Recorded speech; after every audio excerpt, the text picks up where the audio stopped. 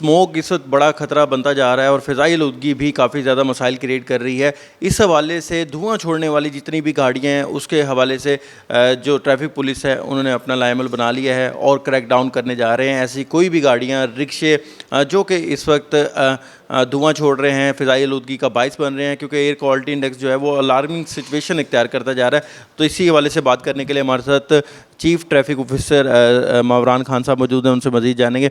अच्छा सर बताइएगा कि बहुत ज़्यादा फ़िज़ाई आलूदगी का मसला हो रहा है इस वक्त, क्या कहना चाहेंगे इस हवाले से? ट्रैफिक पुलिस क्या करने जा रही है?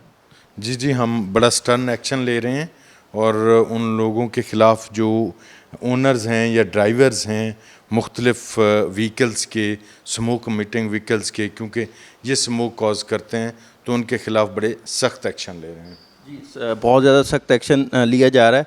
जैसे मवरान खान साहब बता रहे थे, उनका कहना है कि जनाब जो भी स्मोक और गाड़ियाँ धुआं छोड़ने वाली हैं उनके ख़िलाफ़ इसी तरह सख्त एक्शन लिया जाएगा।